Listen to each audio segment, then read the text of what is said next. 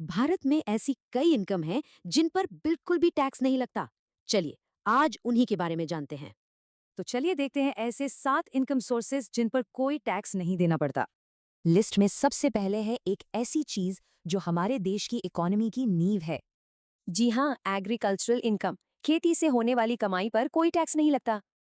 लेकिन एक शर्त है, सेक्शन 10(1) के तहत ये छूट सिर्फ इंडियन एग्रीकल्चरल लैंड पर ही मिलती है। अब आते हैं नंबर 2 पर, जो कि पार्टनरशिप बिजनेस से जुड़ा है।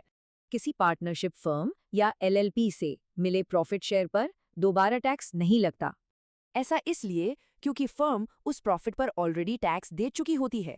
Simple, no double taxation. Number 3 पर है एक बहुत ही पॉपुलर लॉन्ग टर्म सेविंग्स का तरीका, यानी कि पब्लिक प्रोविडेंट फंड। इसमें मिलता है ट्रिपल एग्जेम्पशन का फायदा।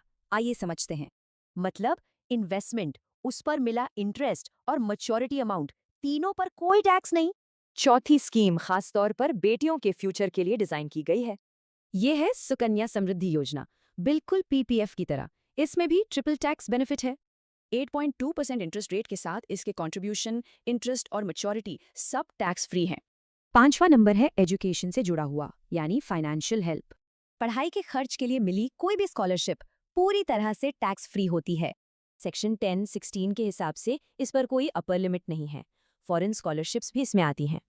छठे नंबर पर है एक बहुत ही कॉमन फाइनेंशियल प्रोडक्ट जो सिक्योरिटी देता है। लाइफ इंश्योरेंस पॉलिसी से मैच्योरिटी पर मिला पैसा भी टैक्स फ्री है, पर एक शर्त के साथ। और वो शर्त ये है कि सालाना प्रीमियम 5 लाख रुपए से ज्यादा ना हो। और आखिरी यानी 7वें नंबर पर है जॉब के एंड में मिलने वाला पेमेंट। हम बात कर रहे हैं ग्रेचुइटी की। ये रिटायरमेंट बेनिफिट है, पर इसके टैक्स रूल्स थोड़े अलग हैं।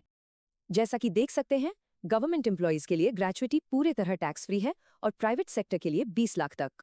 तो साफ है कि खेती, इन्वेस्टमेंट्स और रिटायरमेंट बेनिफिट्स जैसे कई सोर्सेज पर लीगल तरीके से टैक्स बचाया जा सकता है। अब सवाल ये उठता है, इन टैक्स फ्री ऑप्शंस में से अपने फाइनेंशियल गोल्स के लिए सबसे सही कौन सा है?